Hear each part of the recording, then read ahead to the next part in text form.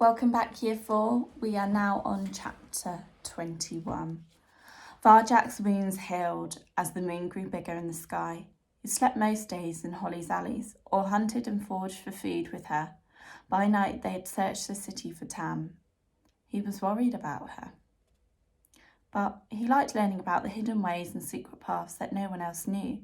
Together he and Holly walked the city walls, its window ledges, its shadowy back streets. They always kept clear of people, though they could often hear them close by.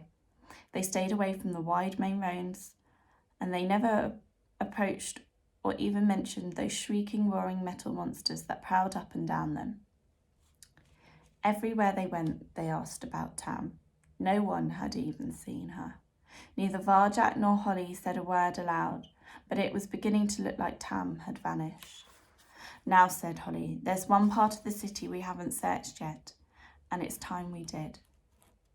Sally Bones' territory. It's dangerous, but we've got to try it.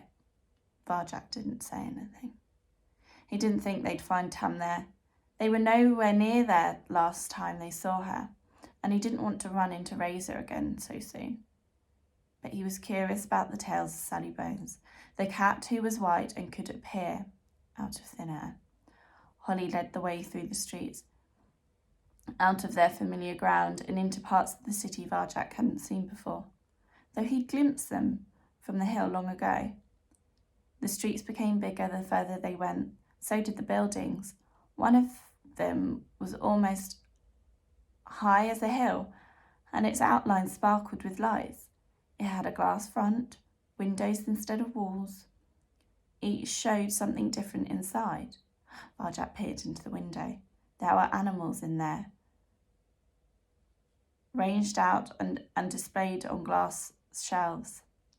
Little furry mice, fluffy rabbits, colourful birds. Their eyes were open. But they were silent and still. It was as if they were stuck in movement, frozen in time, forever about to move, but never quite making it. Stop staring, Mr. Paw, said Holly. Never seen a toy shop before? What are they? The toys? They're nothing. Children play with them.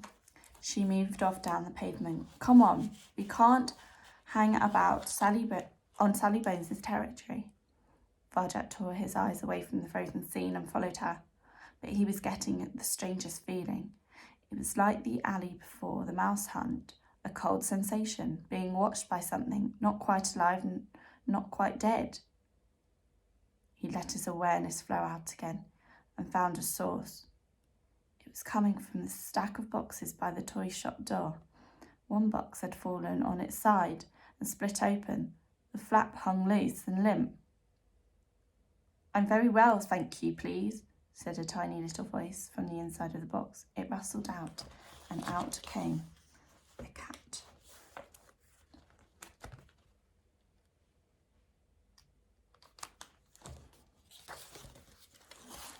Varjak's first thought was that it looked like Tam, or a cruel joke about Tam. It had a shaggy chocolate brown fur coat and comfortable look, but everything else was horribly wrong. Like the animals in the window, it didn't seem real.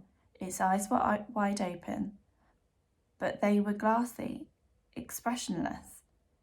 It was smiling, but the smile was weirdly empty. It talked, but back to front. Nonsense. Tam, said Varjak. Tam.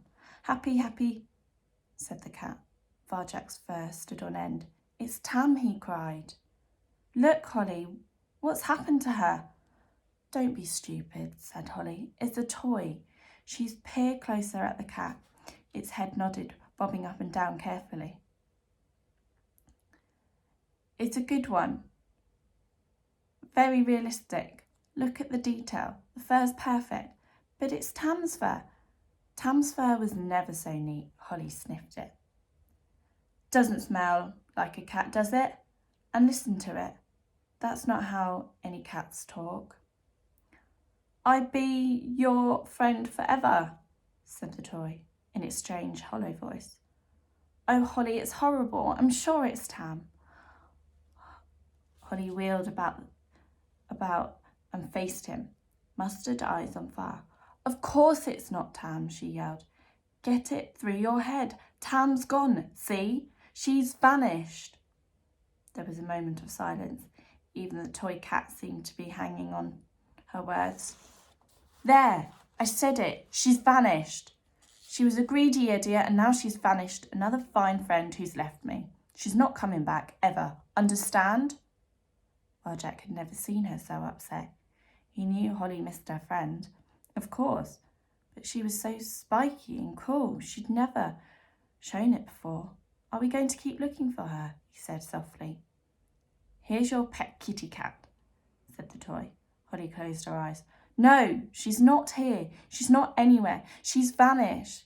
She shook her head. I'm so sorry I shouted at you. It's just... That's not Tam. Varjak peered again at the toy cat. She was right. Tam had vanished, but this wasn't her. It looked like her, but that was all. It wasn't even alive, wasn't even dead. A cat, which was not quite a cat, and behind it, there were more just the same, shuffling around in the broken box. I'm very well, thank you, please, they said. He shivered. I don't like them, he said. Why would anyone want one of those when they could have a real cat? People like toy cats better than real cats, said Holly.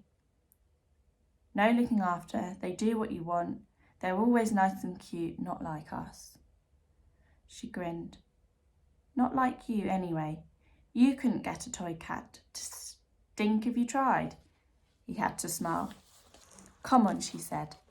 Let's get out of here before we run into Sally Bones. Let's go home.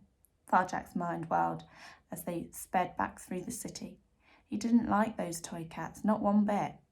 But then he remembered that toy mouse back in the Contessa's house, how real it had seemed and how much he wanted to play with it. The Contessa's house. He hadn't thought about it often with all that's happening, but the idea brought pictures to his mind, an empty armchair, an antique fireplace, a row of china bowls. The pictures were hard to hold on to. They kept changing into other pictures. The harder he tried to hold on to them, the harder it became. Even the garden that night, the gentleman's lips, the way his cats moved, it was all fading. At that moment, Varjak felt he would give anything to be back with his family again. Anyway, in the distance, he heard a muffled roar of metal monsters.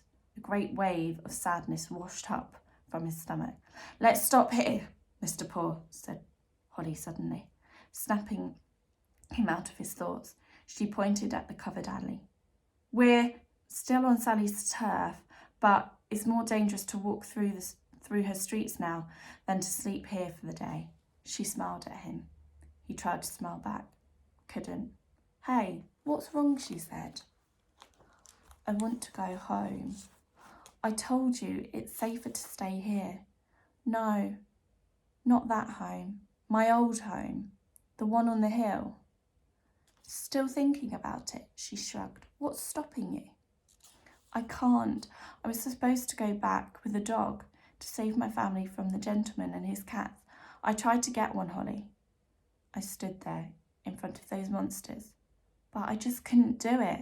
I couldn't even get them to talk. He closed his eyes, the shame still stinging like a new cut wound. I failed. It's not your fault, she said gently. Dogs are scary, stupid too. I've never heard of a cat who could talk to them. Varjak sighed. Jalal could do it. He knew that. But he was no Jalal. He wasn't even a proper Mesopotamian blue. All I know is that I've let everyone down. I can never ever go back without a dog. I don't have a home anymore. That's not true. The whole world's your home now, even Sally Bones' territory. She winked a mustard eye at him. Let's get some sleep. It'll seem better tomorrow. You never know what's round the corner. They settled down side by side in the shadows of the alley. There was no invisible barrier between them anymore. There hadn't been for quite a while. Oh, how lovely of Holly to do that. I wonder what happens in chapter 22. It seems like they're becoming good friends.